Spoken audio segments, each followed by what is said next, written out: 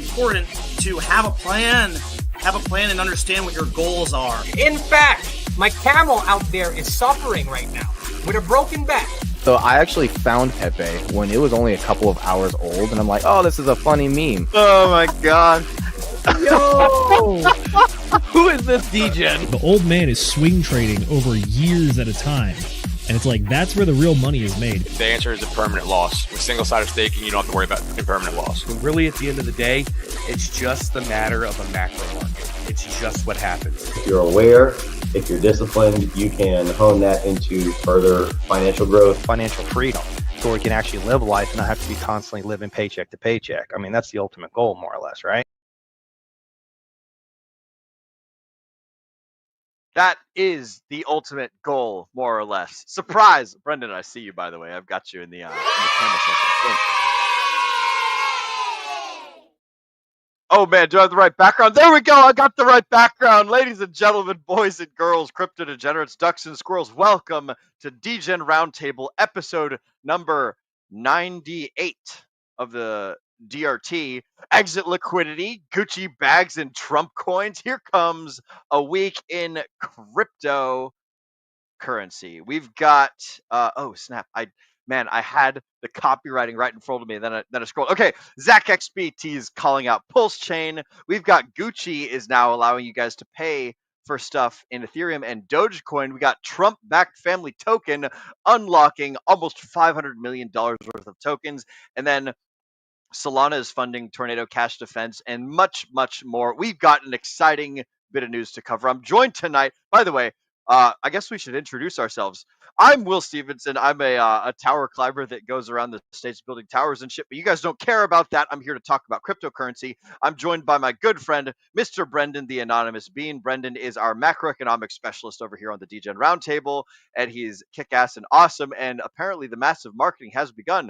Brendan Broski, it's good to see you, amigo. What's new and exciting with you, my friend? Oh, I cannot hear you. Oh, no. Oh, hey, there we go. I had my manual mute on my microphone, and I said, William Stevenson, it is good to see you, brother. This is my first stream from my new humble abode. So I'm no longer in Miami. Been traveling the last couple of weeks to get to my new living arrangement. And I'm excited. So we're not fully moved in or fully set up yet. So kind of running by the seat of our pants, but we got most things in order. Few more. I like your walls paint scheme that you got going on behind there. It reminds me of a DGen Roundtable. I meant to give you these, by the way, while I was visiting you. I'm gonna have to mail some of these over to you. Some DGen Roundtable stickers, broski, so that we can hand out the merch. But you're getting used to the moving, you were saying. Yeah, so we're still unpacking and getting everything in place, but yeah, it's been good. It was pretty much went as flawless as it could. Didn't have any damage from the movers, so that's always good. We ended up getting someone to rent our place in Miami because we were having a hard time selling it because the interest rates are so high. It's been really challenging housing market, and in fact, it is probably the worst housing market. It's an understatement. It is the worst housing market since 2008 in the housing collapse. So you could actually make an argument that the market now is worse than 2008 after the housing bubble crash. So that's kind of weird. Market's doing well, but the real estate market is certainly keeping things down. But we did get really good news this week, and that is GDP was increased by 3.3%, and it was estimated to go up by 3%. So we got a better than expected GDP number, which is excellent. And yeah, man, I have a lot of stories tonight, man. It's been 2 weeks. I'm chomping at the bit here. There's I don't more. know what's that. There's even more. There's even more that I haven't mentioned on stream. It's a surprise bit of news. I mean, honestly, most of PulseChain probably already knows it, so it's not really a surprise. But the mailers, there was Richard himself has posted pictures of what the actual mailing devices look like, and it's basically like a really fancy Etch-a-Sketch, and it's super cool. Hey, don't let the cat out of the bag 6 minutes in. Let's show people this a little bit later. Oh yeah. You're right. Well, I mean, we've already got the folks that are watching right now. There's 10 of you watching right now. We love each and every one of you guys. But the 10 of y'all that are watching, 4 on YouTube and 6 over on Twitter, y'all are the real winners. So you guys get the secret sauce before the rest of the folks pour in. Just so you guys know, from like an analytics perspective, the guys that watch the whole stream from start to finish are much more interesting than the guys that roll in, because generally, here's what a DGen roundtable looks like from the watcher analysis position. There's like a half dozen or so in the very beginning, and then it spikes up like really crazy around the 30 to 40 minute mark.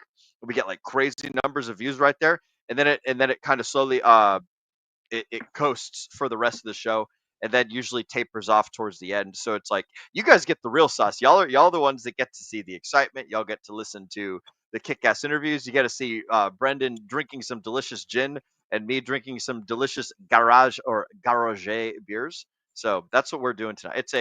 It's an assisted whiskey Wednesday on this. It's a holiday tomorrow. I don't got to work, so we're gonna have a little. In fact, I'm going out after.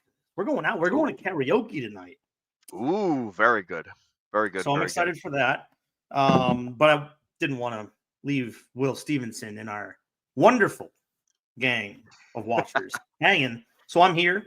Delayed our going out a little bit so that we could stream, because it's been a couple weeks. Yes. Like I said, I have a 555 story a little bit later as well. Very, very cool story. I would like to get into that. Yeah, that's going to be fun. And then, we'll definitely go through this marketing device, and we'll show some people the tweet that Richard put out, or the X post. Sorry, don't shoot me. Okay. And then I do have one article that I had sent to you earlier in the week. Yes. We could potentially get through that as well. Yep. And, maybe it'll be a little bit shorter show tonight than normal, but the content we're going to bring is going to be fire.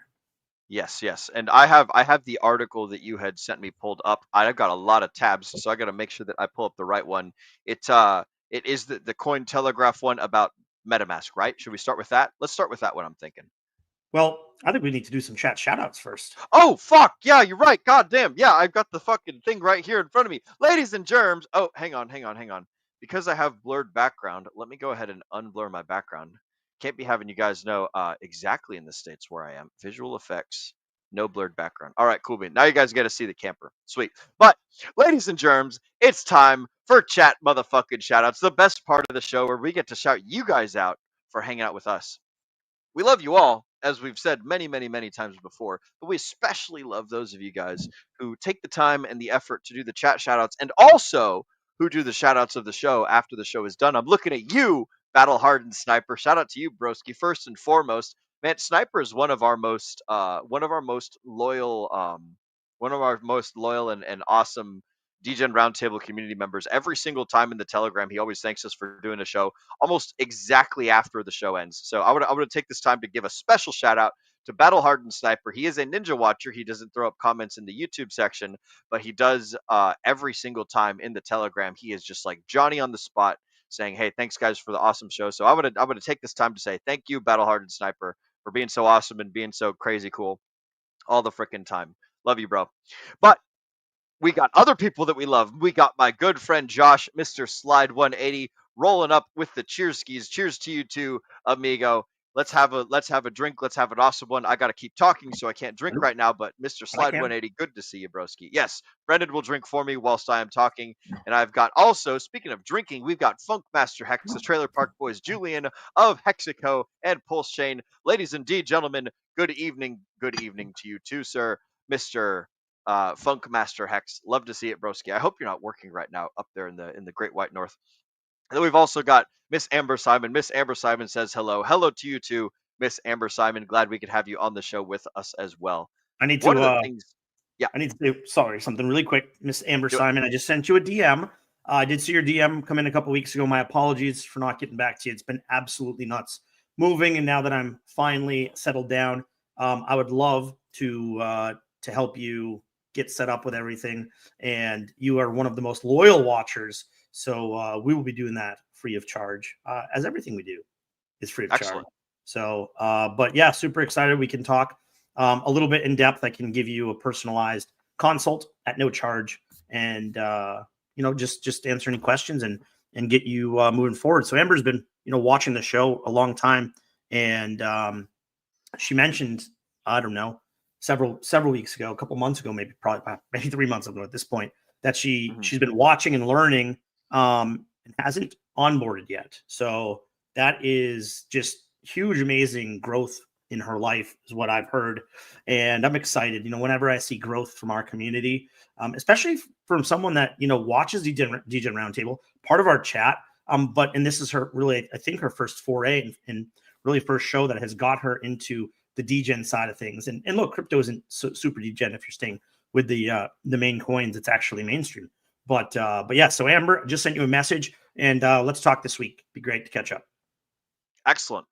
And for all of the folks that want to onboard into cryptocurrency or things of that nature, feel free as well, just like Amber, to reach out to us at the Degen Roundtable. Any one of the admins in the Telegram, they're all stellar, bang up gentlemen. It's a whole bunch of the admins were all originally the founders of the Degen Roundtable.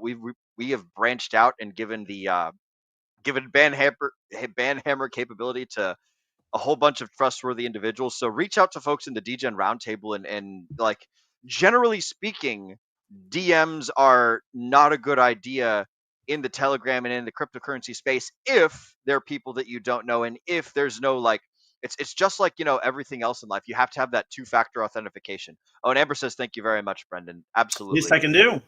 Yep. That's fantastic. Love to see it. We love to see people getting into cryptocurrency and learning about the things that we are very passionate about. And, if all goes well, then we all break free of the financial system if we play our cards right and we do our investments well. Otherwise, we get stuck in the 9 to 5 and we do the same thing that everyone else is doing. And so we get the same thing that everyone else has got. So shout out to Amber and shout out to you, Brendan. Get this stuff rocking and rolling.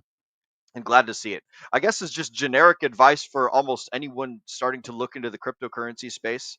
One of the first things you'll want to do is sign up for a a centralized exchange. So Kraken, Binance, Coinbase, what's the Cash App, PayPal. OKX. There's a OKX. As many of them as you can get is the ideal scenario, because oftentimes you'll find that some of them work better than others, and then they'll go down, and then other ones will work better than some, and then occasionally some of them will go bankrupt, or some of them will just flat out fail. So the more profiles that you can have on a whole bunch of them, like for instance, I have profiles on Coinbase, Kraken, Cash App, PayPal, all sorts of things. I mostly use Coinbase, but I have the ability to use other ones if so I wish.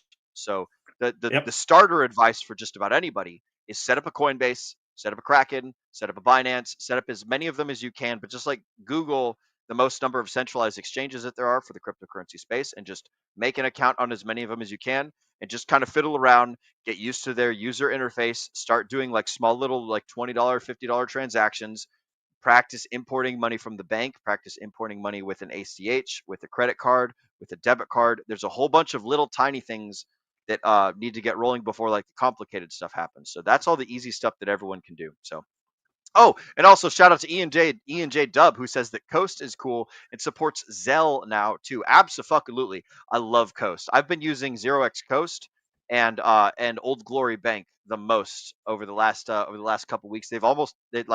I'm considering using them instead of Coinbase. I've been 50-50 using Coast and using Coinbase, but 0x Coast, fucking phenomenal, man. I love Coast, and now that they can take payments from Zelle, it's freaking awesome. They've partnered up with Old Glory Bank, which I highly recommend everyone go get an account with, because it's a super easy bank to use in the United States, and they're very principles friendly and everything. But yeah, you're absolutely right, Ian J Dub. So shout out to everyone that's hopping into the crypto space and doing new stuff. And feel free to reach out to us publicly in the Degen Roundtable, and then also privately in DMs. But again, whenever you're DMing someone, make sure that you do some version of 2-step verification. One of the trickiest things, and one of the things that gets people hemmed up the most, is when you start getting in these larger Telegram groups and people start reaching out in DMs, and it looks like it's real, and it turns out it's an actual scammer. And then, oftentimes sensitive information is handed over, and then your identity is stolen, or all your tokens are stolen, or they download or put some sort of virus or screen capture or keyboard capture software onto your computer, and the next thing you know, like all of your stuff is delete and toast. It's very dog eat dog world in the cryptocurrency space. So when you're in DMs, be very, very careful. In public, almost everybody will call them a scammer. If you see someone try and send a scammy message, especially in the DGen roundtable, we're super quick on the keyboard to be like, oh, don't fuck with this guy. He's a snake, or she's a snake, or whatever the hell. Like, this is an obvious scam. So anyways, enough about onboarding everything. It's great to see that Amber is doing fantastic stuff. And it's great that we have all these fantastic tools. So shout out to all you guys out there. And let's go ahead and talk about what's going on with MetaMask on the subject of Coinbase and wallets and onboarding and things. So MetaMask, I'll go ahead and pull up my screen share here. Ooh, I have oh no, I don't have a special media thing for this. So I got to go over to media assets, make sure that I clear the screen off. Ooh, sorry guys, I got to take your take these little comments off of the stage here. And then I pull up my share screen and I make sure that I find the right. So not only do we have the regular MetaMask article, but we've also got some memes and things. Why is it not clickbaity titles? MetaMask, show me the MetaMask. That will fiddlesticks. I can share my screen if need be as well. Yeah, I have it. Oh, never mind. I've got it. Okay, bazinga. There we go. All right, so from Cointelegraph, MetaMask is introducing a social login enabling sign-in with Google and Apple. This is a both good and bad thing. So it's good because it makes it easy for new people to do stuff, and it's bad because it takes your power away and removes your ability to be a sovereign individual on the internet and on the blockchain, which is kind of like the ultimate goal that we all want to strive for. So the way that this works is MetaMask is introducing a social login which enables sign-in with Google and Apple. There are no seed phrases required. So it's basically like, imagine you have a house, and instead of needing your keys to get into the house, there's a guy who has the keys and he opens the door for you every time you walk in. Now, isn't that easy? Isn't that awesome? You're carrying your groceries. You're like, man, I wish I didn't have to set my groceries down to grab my keys so I could unlock my own house. And then there's a guy sitting there. He's like, hey, no worries. I got your house for you. And he opens the door for you and he allows you in. It's like, oh, wow, this is so easy to get all my stuff inside of my house where it belongs to me and all that stuff. The problem is like, it's not really yours if someone else opens it. It's not your, this is one of the things that we stress here in the cryptocurrency space, is like, if it's not your keys, then it's not your coins. So this is a great ease of entrance for new folks that like don't want to do a stressful, difficult thing. But this is like, imagine everyone's riding around motorcycles with training wheels. It's like, we don't necessarily want the whole world to have training wheels, but training wheels are good to stop people from falling over when they first learn like bicycles and things. So, and then we got MetaMask responding to them, stop using our old logo, which honestly, I like the old logo better than the new one. I just, this bright color scheme does not quite please me. The old MetaMask is where it's at. And then there's some memes and things that came after that. So I don't know if you saw this, Brendan, but like this was the like some of the responses from some of the folks that are like, oh, look at MetaMask, they're being silly gooses and introducing all these things that basically allow people to lose access to their stuff. It's like there's two sides to the bait. The one is that it helps new people get in because it makes it easier. And the other one is like, it takes away your freedom and your sovereignty. So there's an argument to be made for both, in my opinion. And I think that ultimately it's a cool thing, but just like training wheels and just like the guy holding your door open for you, it's like, it's a nice little starter thing, but you should eventually become a sovereign individual and move away from it. What are your thoughts on this, Brendan? Well, the first thing I'm going to do, my friend, is I'm going to share my screen. Oh, okay. To give a little bit more information here to the people. And then I'll give you my feedback. So nothing I say here yet is me giving my opinion. That will come after I share what this is. So how MetaMask social login works. Traditionally, you need a 12-word minimum, 12-word, right? Sometimes you get a 24 up to 24-word recovery phrase to manage non-custodial crypto wallets. This route gives you more control and security over your digital assets than traditional financial accounts. But keeping track of your SRP, never heard secret recovery phrase, can be cumbersome.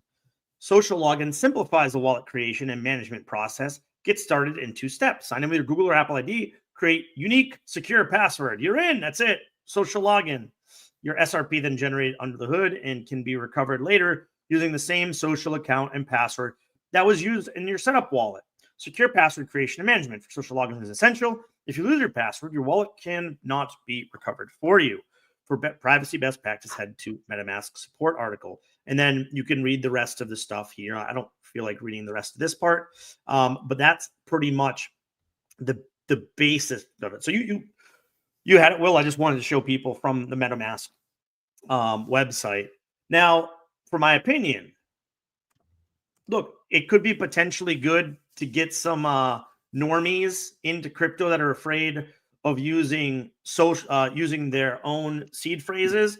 And let's be honest, most people in the world have their private information out there for everyone, no matter what, which is good and bad. The problem is there's no one more secure, if done right, than you and your seed phrases, because every major social account, in my opinion, that I have seen, has had security breaches.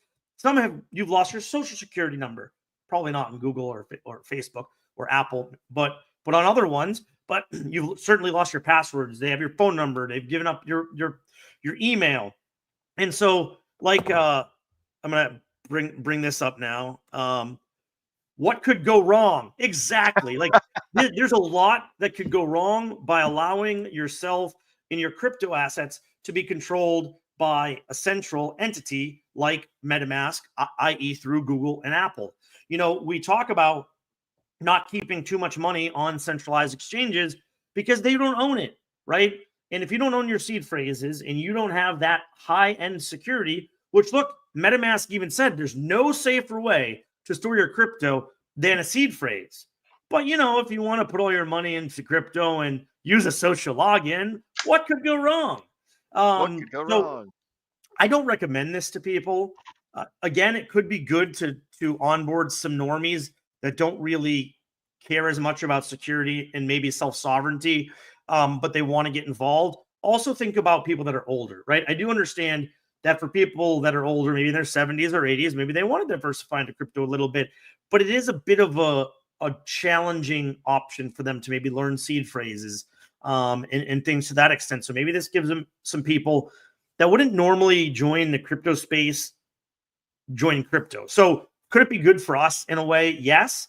I don't think it's good overall. And I wouldn't recommend any of our followers to use it because there's so many opportunities, more opportunities for data breaches and lack of security. Like, it's much easier for someone to hack a password than it is to hack a seed phrase.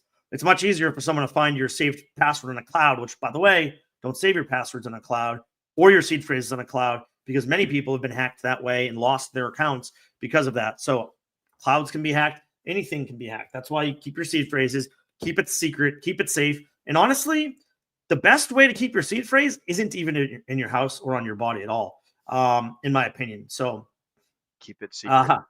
Keep it safe. Yeah, I love it. Love it. Love it. So, you know, finding good ways to store your seed phrase is important. That's something that I have really been focusing on this year, is a bit more security and a little bit more diversification of wallets. You know, the more you increase the amount of crypto you own, the more wallets that you should also own. So that's pretty cool. So I think that's it. I mean, I didn't have a lot on that. I just thought it's important to just, you know, give people a little bit of the, hey, be careful out there, because these are not the safest ways to house your crypto. And anything that isn't the most safe, just don't do it. It's not really worth doing. So keep your assets in the safest way possible. So I prefer Trezor. Some people use Ledger. There's a couple other ones, by the way. Ledger and Trezor aren't the only cold storage wallets out there. There are other ones. But I trust Trezor. A piece of paper is a cold storage wallet. Yeah, and don't forget, only buy from their direct sources. Never buy secondhand, never buy on a third-party website, never buy on Amazon. Always buy directly from the cold storage website, because if you buy from a third party, someone could have already hacked that. And once you plug that in and put your funds in there, they can drain it. So make sure you're buying it specifically from the source. It's So just that's like about all I you got. don't buy gold bullion from like a pawn shop. You know, Yeah. you don't go to a pawn shop and like, oh, this bar of gold is 90% off. I can get a whole, fucking pound of gold for $300. No way. What a sweet deal. It's like, no, you get it from a distributor. You get it from the people who have a reputation at stake and yada yada. Like definitely don't buy the hardware wallets from Amazon or from eBay or whatever, because odds are they've got some sort of bug installed in them that will take all your goodies when you amass a big enough fortune or something like that. But I think I generally agree with you, Brendan. It's like it's a neat tool that can be used for some people in a very specific circumstance, but for the most part, I would like in a bell curve distribution, I would recommend people not use this thing past the training wheel phase. So you had mentioned like the old people or like the folks that like don't do their own custody. It's like, yeah, there's other ways that that this could be useful, but as general advice, I would recommend that people not engage in this particular thing unless you're curious and you want to put some throwaway money in a wallet and just see how it goes. So that's what I got for that. So the next story that I want to cover, Brendan, is just a quick little snippet, and it's mostly a shout out to the Solana the Solana Policy Institute. They have donated, or they have said that they're going to donate $500,000 to the defense of Roman Storm and Antonov Pertsev of Tornado Cash. So for those of you guys that don't know, we've been joined by Agent J. I'll bring him on in here. For those of you guys that don't know, Roman Storm and Antonov Antonov Pertsev were both arrested by the United States and Denmark or Dutch or something. I don't know what country Dutch is. I think it's Denmark. But they were arrested by those two countries respectively, and the Solana Policy Institute wrote a very nice letter, so you guys can check it out at solanapolicyinstitute.org, where they're talking about how they're going to donate $500,000 to the legal defense of Roman and Alexei, because like this whole arrest and this whole thing is basically like these dudes wrote some code, they created a tool, they don't have any control over what people do with the tool, they simply created a thing and said, hey, here's a beautiful product, go world go. This allows people to remain private and have private transactions, which is something that we all have in the traditional finance world. Like, I don't know how much money you're spending on your credit card, Brendan. I don't know how much like any of the folks in the audience are doing with any of their stuff. So I just wanted to highlight that and open it up for us to talk about. Also, Agent J, welcome to the chat, bros, or welcome to the show, broski. It's good to see you, man. How you doing? Aloha. What's new and exciting with you? I am doing wonderful. Thank you for asking. I figured since I saw you guys come on here and Z's missing, I'd hop on and fill a third spot and hang out with the boys for a little bit. So I've been doing well, man. Enjoying the Labor Day weekend. I was going to go and actually make some dinner, but I was like, you know what? I'm going to hop in with the boys here for a bit. So we're not going to be rolling for 2 terrible. Oh, wow. Look at that. It auto changed the cameras exactly how I wanted it to be. I literally just clicked the brand thing. So anyways, I'm doing producer stuff. It's going to be a short show anyways. We're going to go for an hour today, Jay. So, Sounds good. So yeah, but yeah, good to have you with us, broski. What's new and exciting with you? Man, same shit, different day. Just waiting to see if Bitcoin's going to hold this bull market support band. If not, it's probably going to go down to like at least 95K. That's like my next area of major support, the 50-week moving average. And we have some horizontals there too. So this is going to be a big week for Bitcoin. Ethereum's still holding strong, but Bitcoin historically, especially this bull market, it has lost the bull market support band every single time. It has come to the point where there's a lot of downwards price action going, and then if it loses the bull market support band, the 50-week moving average, is being held as strong support. So this week is going to be big. If we lose it, if we lose the bull market support band, the 50-week moving average is probably going to be my next target, like my next big buy area, which is currently sitting at, let's see, where's the 50 week right now? Currently sitting at 95,863. So that's where I would place my orders if I were you. If I were so inclined to buy more Bitcoin because you think that September is going to be red, which means Bitcoin dominance is probably going to go back up because money is going to flow back into Bitcoin, then there's where you're going to set your buys. So excellent. And if you guys want more of this stuff from Agent J and like what he's talking about in technical analysis, head on over to the DGen Roundtable Telegram. You guys can get there by scanning that little QR code in between Brendan and Agent J. That'll bring you, or type in t.me/DRT join now in your web browser, and that'll bring you into the DGen Roundtable Telegram. And you guys can get all of this and much, much more hanging out with us. And also, every time that Agent J does a stream in there, I go and I make some abridged notes of the stream that tell you guys all the numbers and all the fibs to look out for and all the bullish scenarios and the bearish scenarios and all that good stuff. So you guys can get all that stuff in the DGen Roundtable Telegram. So stay tuned for more. Brendan, it sounded like you had something to say there. Yeah, I was going to say, I mean, 2 weeks ago when I was on stream, we talked about, we were kind of in this euphoria. That was when Bitcoin was going up. And we said, hey, it often in bull markets scares you when the price starts to go down, but it's not uncommon. In fact, it happens so far every bull market, we've gone down 30% multiple times, and that's not uncommon. So you have to obviously pay attention, but just because it's going down doesn't mean it isn't going to go back up and make another new all-time high. But be in the chat, be paying attention. It is something you need to pay attention to every day.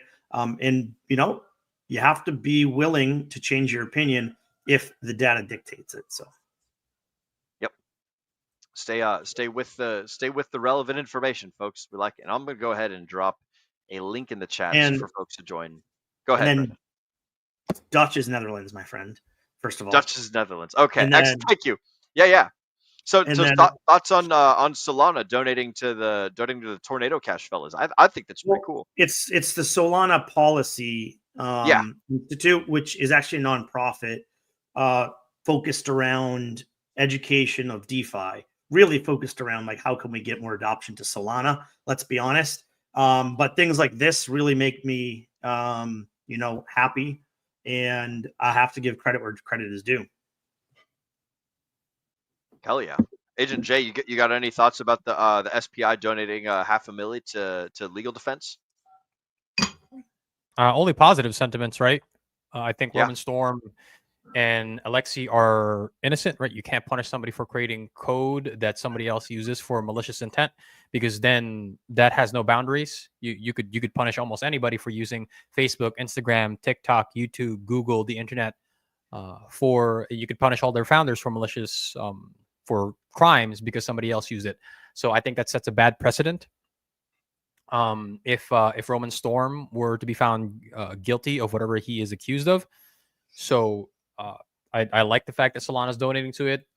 If we got Ross Ulbricht exonerated, right, or pardoned, I guess he wasn't exonerated, he was pardoned, then we can certainly get Roman Storm pardoned. So if the crypto bros have, and they certainly do have ins with the Donald Trump administration, they should probably use it. I'd really like to see this. This would be terrible, to be drag it out, but I would love this case to get up to the Supreme Court. Getting Supreme Court precedents to strike down this type of BS would be great. But any court precedents would be beneficial, assuming that he wins. I have a hard time believing that he loses, except for the fact that we've seen corruption before. And paying a little bit of attention to the case, and this isn't something we're really talking about tonight. I don't want to get too deep into the weeds, but there's been already incorrect and false information and data brought to the court by the prosecution. So it's like, kind of like in Richard Hart's case, where they were just like pulling shit out of their ass and really wasn't backing it up from a truth standpoint. That's already happening in this case. So hopefully that gets seen, and hopefully that helps to move it really in his direction long term. But that's all I got to say for now. Excellent. Excellent, and good points for everyone. I've found the keynote speech by Peter Van Valkenburg from the Ethereum Foundation over at DEFCON SEA, and I'm about to post the link to that in the DGen Roundtable Telegram. Lessons of history and current events. This is the speech where he describes what is Tornado Cash and why is privacy important and why all these things are important. So if you're already there, you don't need to watch this thing. But I think that it's an excellent watch, and everybody ought to go give it a check out. So if y'all want to see it, head on over to DGen Roundtable Lessons of History, and you can see that video in there. So that's all I've got for the Pulse, or not Pulse Chain, excuse me, the Solana, the SPI. I can't remember the thing. I've already closed the tab, but it's fantastic that they're doing this, and my heart's out, and thoughts and prayers, and anything that I can do, whether it's spreading awareness or whatever the heck for the assistance of the Tornado Cash guys, I think is a bold move. So there we go. Let's go ahead and roll on into the thing that everyone wants to talk about, or that everyone has been talking about, and that is that Richard Hart, the marketing efforts over on PulseChain are finally coming to some sort of. Oh, before we pull that screen up, can I just share a quick story? Yes, please do. That gives me perfect time to get it set up. Go ahead, Brendan. Sorry to interrupt you, but yeah. So you're good. I teased this earlier, and if I don't say it now, I probably won't get to it. But so I was having a conversation with my wife this week about crypto, which is not uncommon. I like that she is learning and getting into the space, and bought her some cold wallets, going to get her onboarded so that she can really start to learn and use her own wallet. So we're talking about, if we're ever blessed with children, what would our college fund start to look like?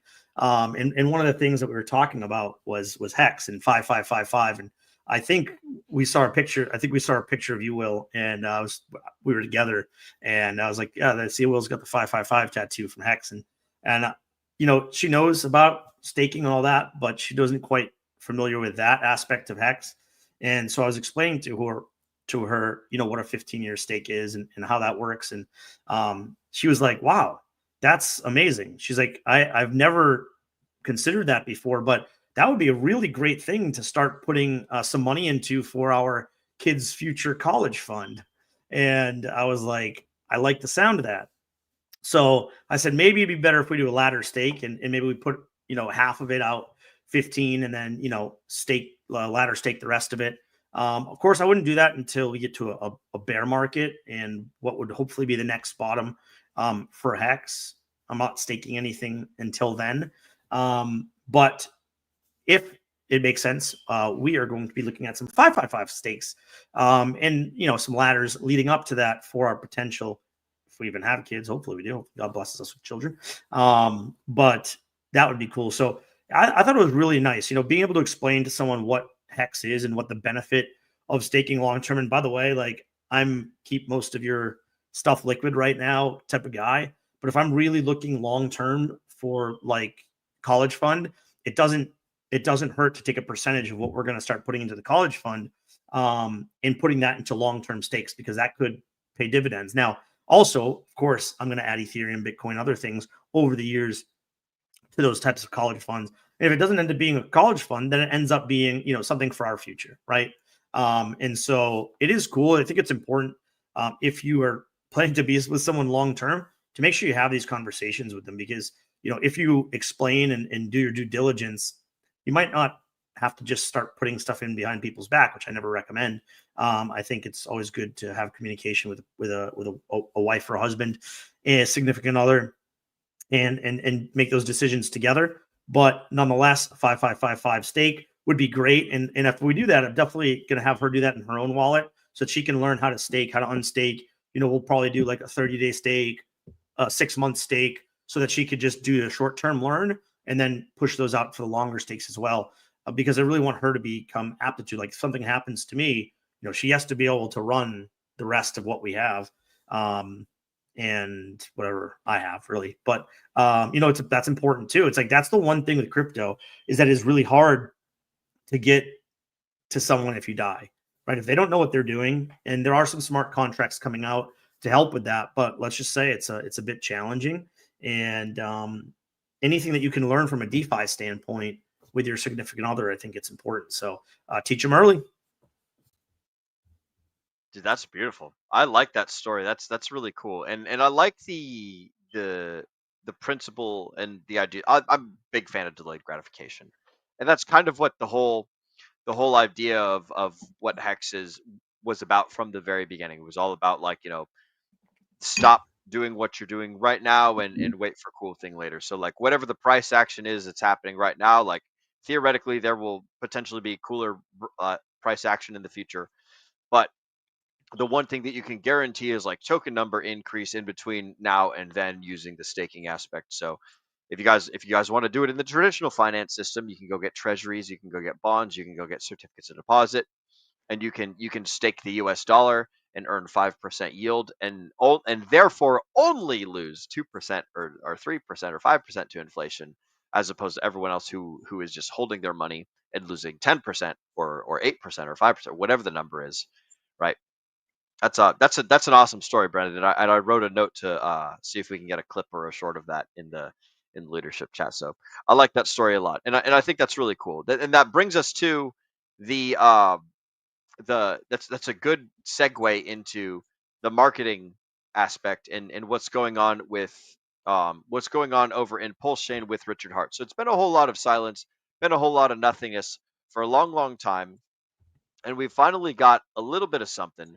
We finally got a little bit of how would you put it, like some action going on over here in the PulseChain and Hex marketing space. I guess I can zoom out a little bit so that way we can read this, but this is an example of the little mailers that are going out for 400,000 people in the United States. They're all getting what is essentially like a really cool little LCD screen that allows you to draw, allows you to take notes, allows you to do things, and all that it says is free coins at pulsechain.com, reliable as hex.com, and then down here at the bottom it says new coins at pump tires, and then new coins at pump tires up here as well. So it's etched in.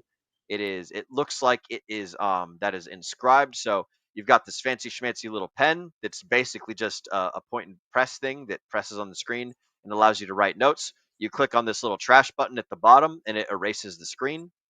It's got the Hex logo, it's got the PulseChain logo, and that's really all that it is. It's just a little notepad. It's just a little stand, but it's an electronic gift that's going out to 400,000 people. So without any further ado, I suppose I'll just read this from Richard Hart for those of you guys who haven't read it yourselves.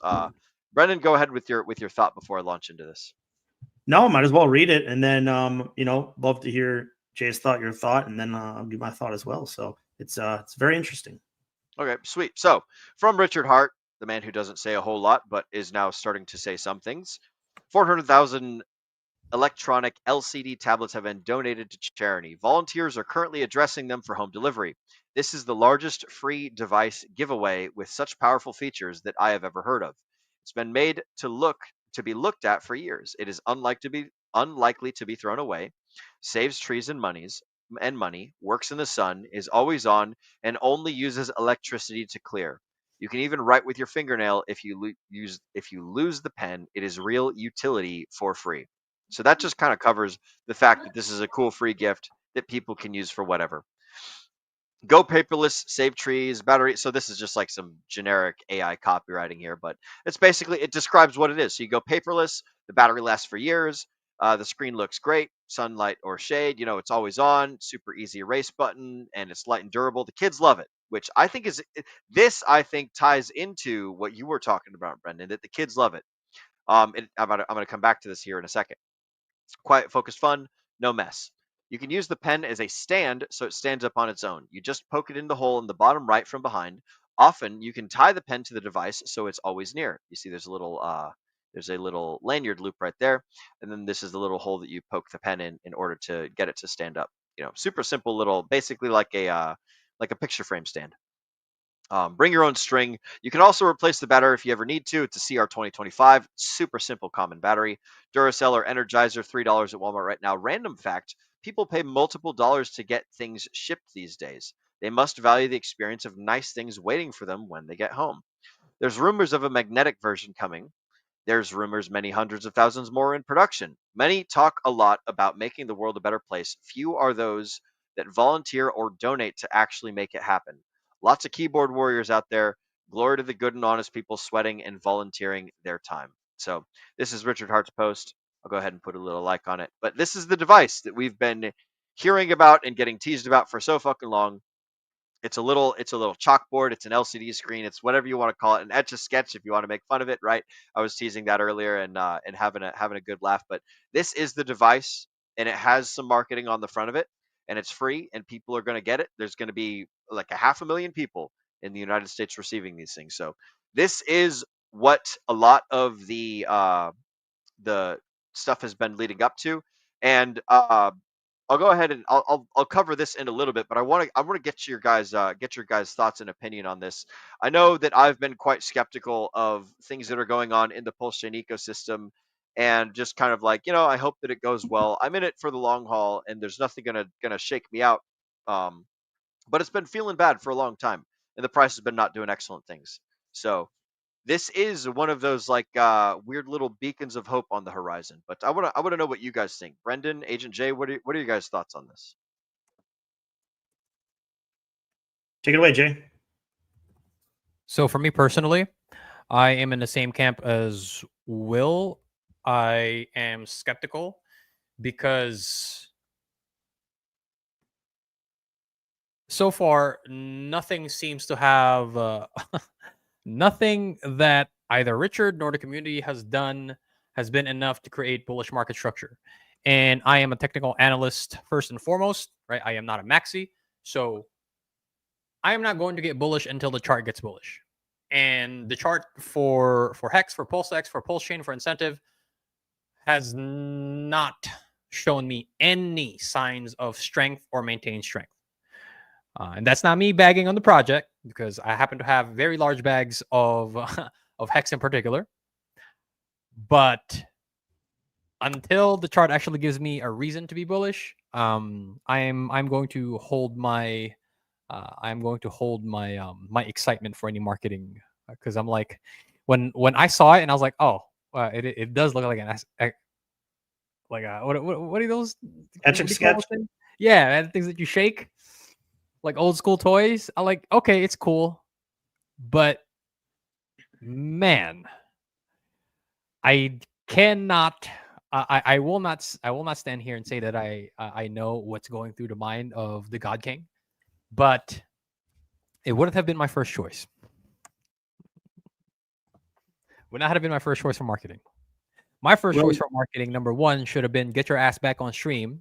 And number two, to mend bridges that you might still be able to mend across the crypto space, because I will die on this hill that the crypto space, even though it's getting a lot of adoption, you cannot win this battle alone. We are a niche space trying to combat financial giants, and no man is an island. And what you did during your 2021 run-up, although effective during that time, you cannot ignore that you isolated yourself in this community from a whole bunch of other people.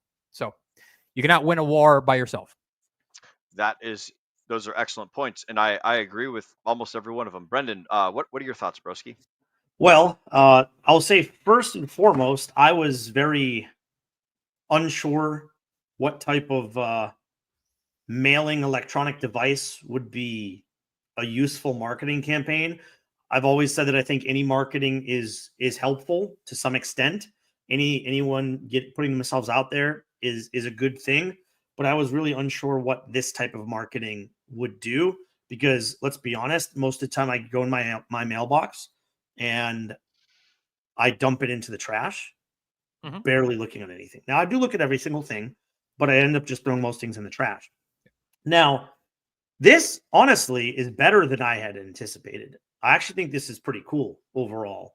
And that's for a couple of reasons. First, yes, it has the marketing going around, PulseChain, Hex, pump tires, very cool. But also my one thought is what's going to be that's not going to be thrown away. And this is something that is going to continue to hit you in the face every time you look at it, every time you draw on it. It's going to say Hex, it's going to say PulseChain. And at some point, if you don't have any interest to begin with, you're probably going to develop some interest over time, because this is how marketing works. The more you see it, the more it starts to play in your brain. And then you see it somewhere else. And you're like, oh my gosh, that's a little thing that I had at home on my refrigerator, or that we've been playing with for the kids. So I do agree that it's probably something that isn't going to be thrown out right away. You get something that's bubble wrapped, you get something that like looks good in the marketing. And remember, part of the marketing theory he was talking about is what's going to be on the outside of the package. I'm very curious still to see what the outside of the package is that's going to, be eye-catching and bring people into opening this up. But I do think it's something that you're likely not going to throw away. So what percentage of households would keep this versus throw it away? I'm guessing it's a pretty high percentage, because like you said, even kids like to draw on these things. Growing up, I remember having an Etch-a-Sketch, and I would just use it all the time. And this is even easier. Instead of having to shake it, you could just hit the button and delete it. Now, if you don't have kids, it's still kind of useful, because you can use it to write notes or a list or something. And I think even if people aren't going to keep it, they're at least going to take it out and look at it. And this, look, 400,000 devices is a lot of devices. So even if your click-through rate, like if you look at marketing, most electronic click-through rates, are a good click-through rates of 15%. That doesn't mean they sign up. It just means they click the link to start. But, if you were to get 10 or 15% of people, and look, okay, so you get 2% of people, 1% of people that actually receive these to put money into PulseChain or Hex. Now, remember, these are going out to probably the most wealthiest households in America. So talk about, the top 1% of 1%ers. And so if you get 1% of those people to start to put money into these projects, then you're talking about potentially a lot of money. Because for them, they can be like, okay, let's throw 100 grand in. Like that's maybe nothing to them. And we've seen how much $10,000 moved prices when it came to Richard Hart and the OA wallet putting money into PulseChain. It doesn't take a lot to move things up. Now, there is a lot of sell pressure. We get that. But if you start to combine some green candles with people from this marketing campaign starting to drip in, and look, this isn't going to be like 400 devices go out, you get your 1% to get in, and then like it's down the rest of the way. This is going to be over probably 1 year to 2 year span to get all these devices into the hands of the public. So, if you slowly start to drip large millionaires, multimillionaires, maybe billionaires into the ecosystem, it could be very helpful. So I'm not going to sit here and poo-poo the opportunity and the option that they've actually put into the market. I mean, this is, I'd say, the best wide range physical marketing that has probably ever happened within the crypto sphere. Now, is it going to be successful? That's yet to be seen, right? Like, we still have to see if there's results to it. But there's no doubt in my mind that this seems to be the best current marketing campaign, physical marketing campaign that we've ever seen for cryptocurrency. So yes, I'm actually more bullish than I was prior to seeing what it was. Now, the next thing is, right, I'll change my opinion based on what the actual package looks like. But I know the package is going to be branded. It's going to have colors. It's going to look really nice. And it's going to be eye-catching. So I think that almost every household is going to open it up. I think every household is going to look at it. Now, how many of those households actually get into crypto, we'll see. But I'd say it's better than I expected. So I guess I'm a little bit more positive than I was previously. Maybe I was just more negative on it to begin with. But that's sort of my thought process. I like it. And I would agree. I do think that this is probably the biggest free electronic giveaway to my knowledge. But again, I don't know. And I am excited to see what it yields. So like it wouldn't have been my first guess. When I saw it, I was like, huh, okay. Well, I wouldn't have guessed that. So again, I've been proven wrong in all of my presumptions of what things would be. So that's what I'm thinking. What about you, Jay? I am with you, sir. I'll be happy to be proven wrong, because at the end of the day, the only thing that matters is results. We can speculate here all we want about the effectiveness of this particular type of marketing. I personally think there's a lot. there's plenty of low hanging fruit that he could have picked before going to this one. But only results matter, sir. Only results matter. If the chart goes up and to the right, that's all I care about. Right? I'd be happy to be wrong. My bags will be happy that I am wrong about this particular assumption. But yeah, there's a lot of low hanging fruit that I would have, reached out and picked before going to this one, man. Yeah, and the 400,000 devices, by the way, like Yellowtail says, I heard this is the first wave of devices. There's more coming. Even in his X post, he mentioned, I've heard I've heard maybe there's magnets coming and other types of devices. So 400,000 sounds like it's the beginning of the marketing campaign. So this is probably like years worth of marketing going out. This isn't a short-term plan, which means we might be in for a while till we get really, really big green candles. But what if, now this would be best case scenario, and Jay, I think you'd agree here, best case scenario, what if he matched, this massive marketing campaign with the return to streaming? Now, those two things together, imagine he puts a little, like someone in the comments, by the way, said, put a QR code to your videos. What if he puts a QR code to his YouTube channel and maybe, look, we don't even know, maybe the back of the device has the day that he's going to start going live again. Imagine it had like look, I'm just spewing hope in here. I don't actually think this is the case, but imagine he put like a QR code in the next date that he's going to live stream. And then he gets all of these people to tune into his live stream. Obviously, again, I'm not serious. I don't actually think that's happening because these are going to be dripped out. But it would be cool to have a QR code to his videos and things to that extent. But in general, if he starts to live stream in addition to this marketing, wow, it could be huge. Obviously, we have big bags. I have huge bags of every Richard Hart coin, and I'm even at these low prices, I'm actually net positive in the ecosystem because of all the farming and swing trading that we've done from the beginning. So it's kind of crazy that I'm net positive, even if it's a small amount in the Richard Hart ecosystem. Even that even includes my high hex purchases, from a long time ago, because I didn't buy that much. Like when you buy at the bottom, you're able to compound so much more. But a 10x for me would be like life-changing money. A 100x would be like, okay, I don't even know what to do that kind of money. So if you were in here from the beginning, like a lot of us were, your bags are probably looking a lot better than people that bought high and just waited, because we were actually been making moves this entire time, be it swing trading, be it yield farming, and the amount of ink that I earned yield farming was out of this world. So look, do I wish that my bags were better? Yes, but also my eggs aren't in all in one basket. My Bitcoin, my ETH bags looking great. My Cardano bags looking great, buying at 25 cents. Yes, I'm mostly in the Richard Hart ecosystem. Those are my largest point of my bag. As far as like, if it does well, that's what's going to retire me. But if you just look at money wise and how other things are doing, well, money wise, they're higher just because they've actually been pumping. But yeah, I mean, I like your take, Jay. Will, I definitely understand the apprehension because nothing has worked thus far. And look, we see there's a lot of scammers and grifters within the space. I don't want to name any names, but I have a notepad of people that I think are grifters and scammers in this space. So it's better to be safe than sorry. It is good to diversify. I think we've always said that. But nonetheless, again, my biggest bags are here within the Richard Hart ecosystem. So damn, I hope that these work. Yeah.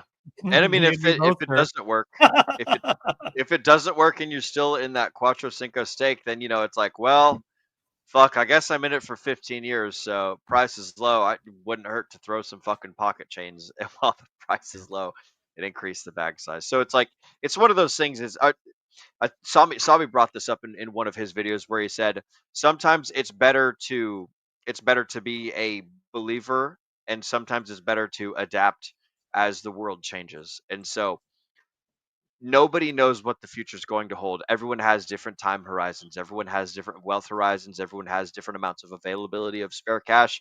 Everyone has different levels of risk that they're going to take. So it's up to you guys at home to determine what's your level of risk, what's your time horizon, how long are you willing to wait, how long are you willing to be skeptical, how long are you willing to throw money into a thing that looks like it's nothing.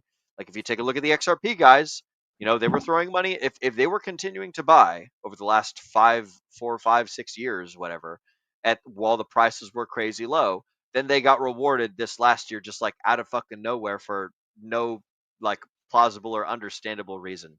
So or you look at other charts like Zen or other coins that are just, or like Titanx that are just nothing but down only. It's like, oh wow, this like Titanx is a bad example because it's only been out for a little bit. You look at some coins that have been around for a long time and it's just nothing but down only on the chart compared to either the dollar or to Ethereum or to Bitcoin, whatever you want to compare it to. Like it's all about your time horizon, it's all about your risk, it's all about your availability of cash, and it's all about like these other things that I don't know. It's only up to you guys to decide. So like Jay was saying, like the time horizon over the last 2, 3, 4, 5 years for the Hexaco and Pulse Chain system, not been looking so great. But like for other things, looking great. You know, Pengu doing awesome, Ethereum doing crazy good, Bitcoin, you know, always just chugging along and plowing through and doing better than everything else when it starts. So like there's other things, there's other tools, there's other awesome things out there. I'm personally super into the Hex stuff, so that's what I stick with, and that's what I just peanut brain diamond hand buy, and that's what I got. Jay, what do you got? And then we'll go ahead and wrap up the show. I actually, Jay, if you don't have anything, I have a question. So just before we wrap up, but Yeah, no, I was just gonna say that when Will said, "Look at something," and then it's down against Bitcoin and Ethereum, and then against the dollar, and I'm like, "Yeah, man. If what you have is down against the dollar, Bitcoin, and Ethereum, but even worse, the dollar, bro, what are you doing?" Yep. Yep, Yeah. that is true. However, again, if you were using the protocol from the beginning, then you could look a lot different than what you're looking like now. Now, I have a question, okay? And this pertains to what we're talking about. So before these launched, right, we got an update of hex.com and we got an update to pulsechain.com, where this is where these devices are sending people. So Yeah. I'm going to just share these screens. Maybe you haven't looked at them in a bit, but I want you to tell me, if someone goes to these websites, do the websites instill an interest to bring people into the space? So let's first go to hex.com, and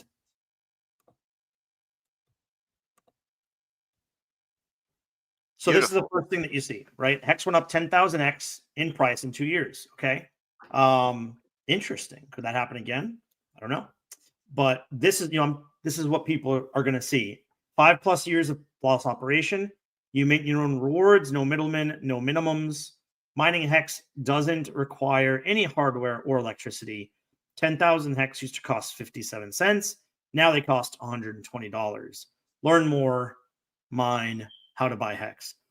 What do you think about this website, Jay? Is this something that would be interesting to the masses? So we're talking about people that are probably have $10 million plus, and that's probably on the low end.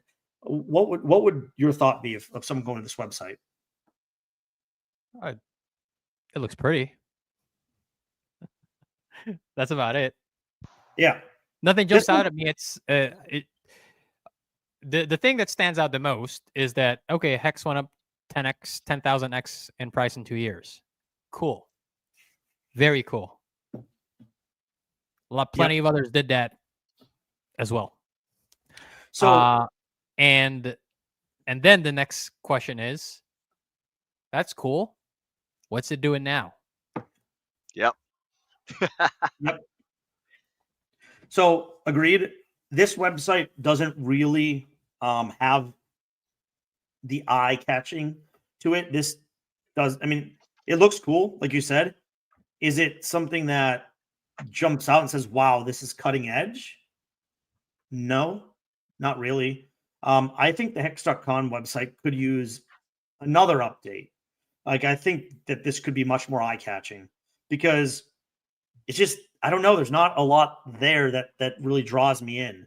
And look, this is coming from someone that has a lot of Hex. So that's just my opinion. So let's now switch over to Pulse. Will, do you have any thoughts on this website, by the way?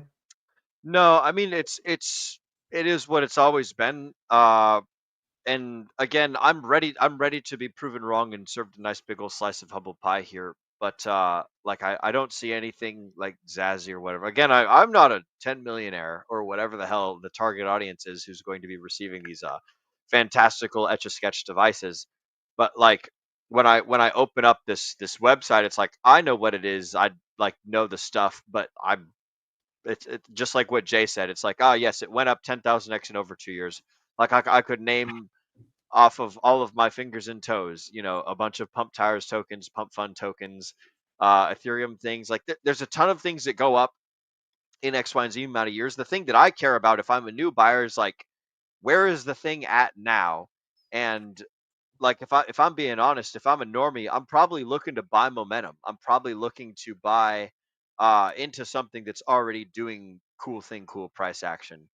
If I see something that's already gone up 10x and it continues to go up 10x, or it's continuing to do like 2, 3x or 20% moves on the day or whatever the heck, and it's like, oh, I better hop in on this gravy train. Now, something worth noting here is like the effect of these mailers takes time.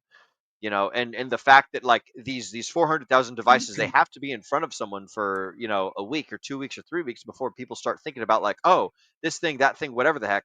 But if then they've had these things for X, Y, and Z amount of time, and they start hearing about on the news or on Twitter or on whatever the heck, like, oh shit, look at price of this thing is going up, then it's like, oh, maybe time to bandwagon, maybe time to hop on. Who the hell knows, right? There's a ton of points and arguments to be made about like the longevity of people getting in and riding the gravy train as it's going up, and people that are in it for the long haul, this, that, or the other thing. Those are my thoughts. Is like these are all things to be taken into consideration, and I am nowhere near the amount of processing power to think of all of this stuff all combined. But I've got time. I'm fucking staked for 15 years with like 75% of my portfolio. So I've got nothing but time, baby. And like in the meantime, I can play around with 25% of my holdings and, kind of like fiddle around. And for the most part, it's like, it kind of doesn't matter what happens right now for most of the things that I care about. It matters over the long term. Like I want to take it back to that kids example. When I was talking about like the kids love to play with the thing was one of the things that Richard mentioned on the tweet.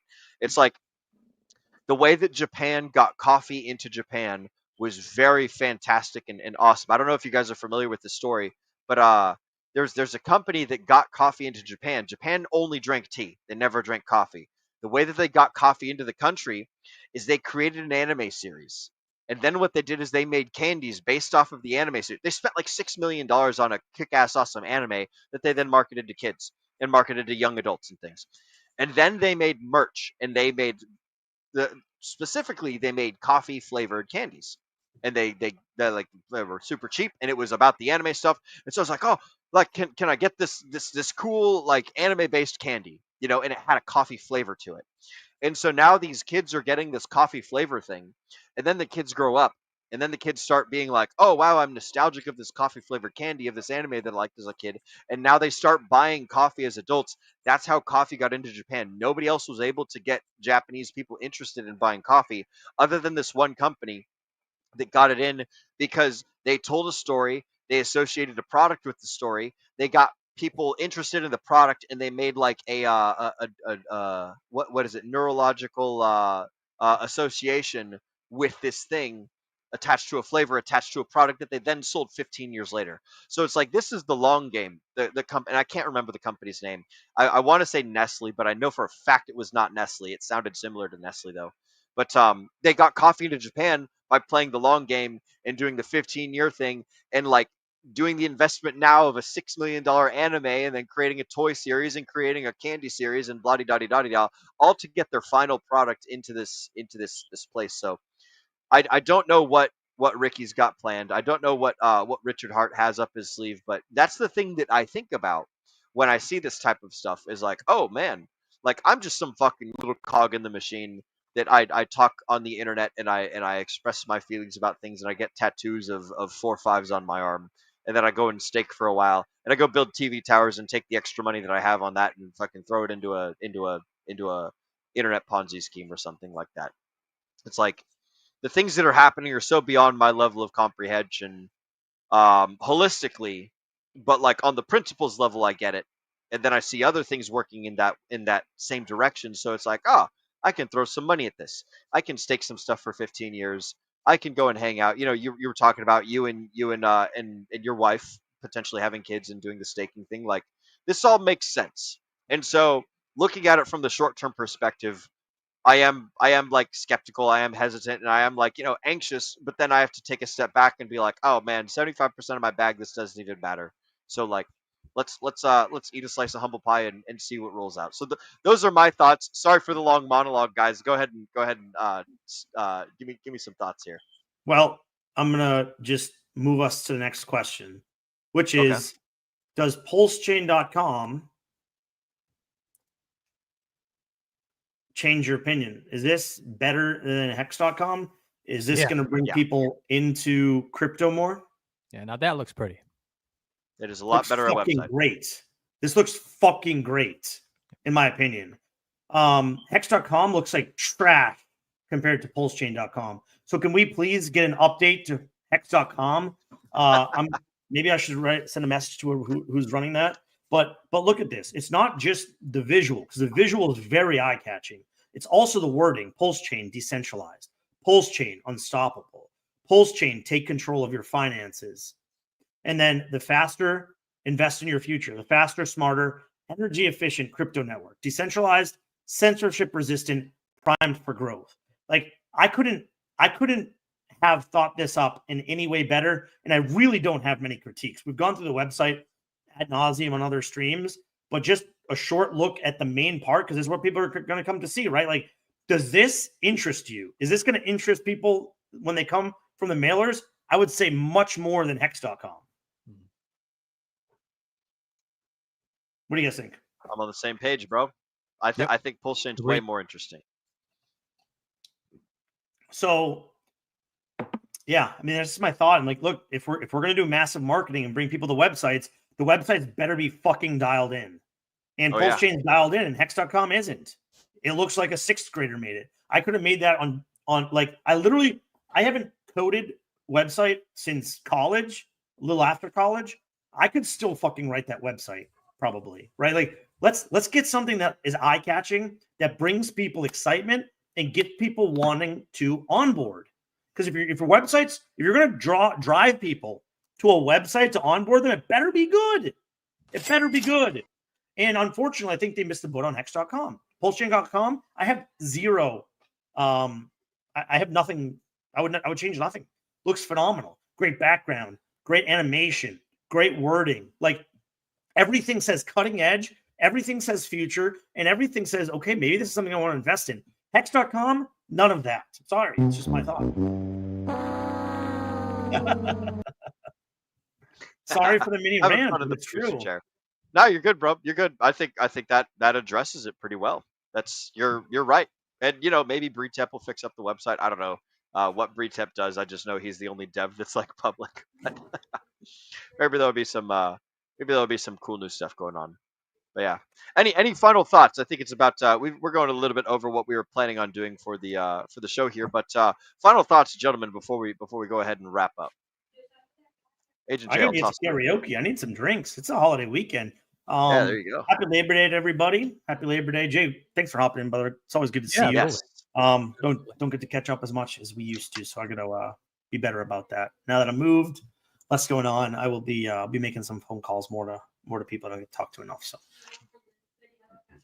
I hear, I won't say any names, but I hear a member of the DJ Roundtable might be moving somewhat close to you. Therefore, I might be able to kill 2 birds with one stone with a visit. One already has. They like it so far. Whether they stay here indefinitely, I don't know. But it seems like they like the place. And then there's another DRT member who's also considering moving here to Arizona. So it'll be a fun time. It'll be a fun time if he does decide to pull the trigger. But we were speaking the other day, and he was like, "Yeah, man, I'm starting to look at real estate around there too, in between you and this other gentleman." Yeah, I know the gentleman that moved. So yeah. Don't want to dox him. Arizona. Yeah, I don't want to dox anyone. I don't want to say where I moved to, but I will say if you're in the DC area, I can come visit you if you're in DC. Or we can hang out. So I'm not in Miami anymore. I'm not going to dox my space because we're getting to a point where it's kind of getting pretty serious to be a little bit more on the down low. But yeah, if you're in DC or in that area, hit me up and we can jam. Excellent. I don't have the hookups like I have in Miami, but we can yet. One day soon, Simba, all this will be yours. Ladies and gentlemen, thank you guys for joining us. Mr. Agent J, where can the folks find you, and what have you got going on in the near future? You can find me, as always, in the Telegram chat. So always make sure to like the damn video, comment, subscribe, scan the QR code, jump in there, and join a thriving community that is there to support and help each other and keep each other accountable. And as always, thank you for joining us on this wonderful Sunday evening, wonderful Labor Day weekend. Hope you folks get some R&R and enjoy the rest of this 3-day weekend if you are celebrating a 3-day weekend. If not, my condolences to you. So thank you as always. We know that time is your most valuable asset, so we do appreciate that you spend some of that time here with us. Bean? Well, I just want to, say thank you to all of the people working in the United States, but especially the people that built this country. There's been a lot of people that put blood, sweat, and tears into building what we have. And if it wasn't for them, we wouldn't be here talking about all of this. We wouldn't be here talking about cryptocurrencies, because let's be honest, if it wasn't for the United States and labor, we wouldn't have a computer. We wouldn't have the internet. We wouldn't have a lot of these social platforms. So when we talk about cutting edge, we talk about the labor that the United States has put in. That doesn't mean that other countries haven't contributed. I'm just saying the vast majority of technology that we use towards cryptocurrencies was started here in the United States. And that's great. And not just that, but look, you go back to the 60s, you go back to the factory workers, you go back to, women's suffrage, and then them being able to get into the workforce because of World War II. And all of these things in history, and it's very interesting, but sometimes we take for granted what we have. And Labor Day is a good time to reflect on all of the people that made it possible. And so I just thank them, and thank you, my brothers, for streaming, and thank the Lord for all that he's given us. So that's all I got. And Will, take us out. Excellent. And you guys can find Brendan at x.com/anonymous_bean. That is where he is located. Agent J is located over in the DGen Roundtable Telegram.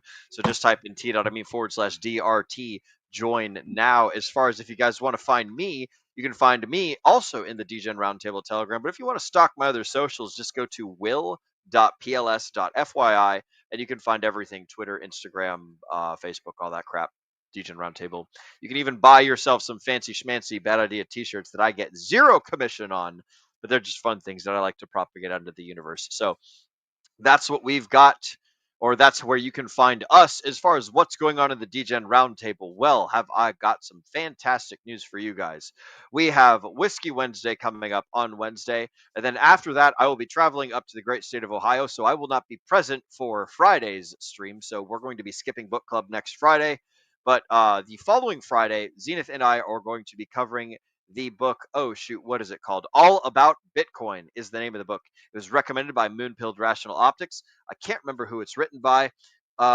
Anthony something. I can't read it. My screen print is too small, but it's written by Anthony. So thank you, Tony, for writing this great book. You guys can catch us there next Friday, not this coming Friday, but the one after that. So just a little under 2 weeks from now. And then we do the Sunday shows, where we do Sunday streams. I'm not sure if I'm going to be too busy over at the racetrack for a Sunday stream, but we'll see what we can do. I presume that I'm going to be busy, so I might not be here for next Sunday's show. But somebody will. I got you, brother. Oh, you got it? Okay, sweet. So that's what's going on next Sunday. Mr. Sorry, Brendan? Will. Go ahead. So next week's 99. Okay, so that means the week after the 100. So we got 2 weeks to plan a banger of a show for the 100th episode. I have some ideas, but I just want to say to the people out there, you best not miss episode 100.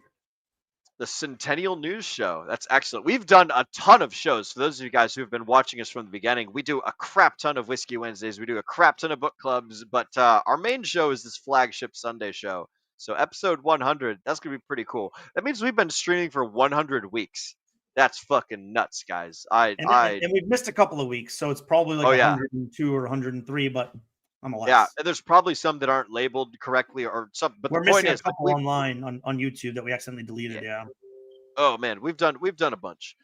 Speaking of doing a bunch, there's so that's what the DGen Roundtable's got going on in the near future. But there's something that's going on right motherfucking now, and that's the second round of chat motherfucking shoutouts, ladies and gentlemen. It's the second part of the show. Y'all thought you could slip past me and just go about typing in the YouTube comment sections and not get noticed, but we've had some folks join since we started about an hour ago. Mr. West rocks in saying, "Sup, DGen gang, see you doing the God's work as always." Thank you, sir. We are happy to be doing the good work, and we are happy to be holding up the standard and being the beacon of light in these dark and trying times. We've got Agent J coming in earlier talking about the smart wallet with the MetaMask thing. Yes, it is indeed a smart wallet, just like Coinbase and their smart wallet. So you're absolutely right. It is a tool. Use it correctly, use it incorrectly. The choice is yours, guys. Make sure that you are informed. Hex Glenn has joined us also talking about who's ready to draw. We got these fantastic Etch-a-Sketches. I'm just kidding. They're way cooler than Etch-a-Sketches. It's essentially an electronic whiteboard or chalkboard. Way awesome. Lasts a long, long time. Good to see you, Mr. Hex Glenn, though. Shout out to you, good sir. Glad we could have you with us tonight. We're also joined by Hexico's favorite cheerleader, Miss Tam Tam, who says, hello, my lovelies. Hello to you too, Tam Tam. Shout out to you, number one cheerleader in all of Hexico.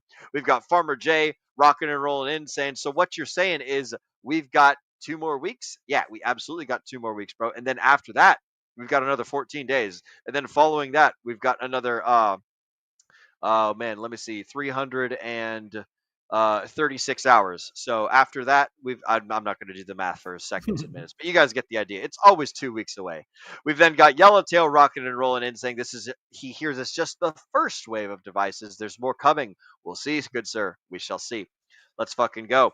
Mr. Hex Glenn. Oh, shoot. I just unstarred that one. Mr. Hex Glenn said, agreed about the websites, Brendan. Yes, absolutely right. He agrees with you that the websites are pretty cool, but they could be better. And then finally, we are joined by Pulse Jitsu with Fast Abdul. He stocks Will all the time. Absolutely. I can confirm this. Mr. Fast Abdul is right outside.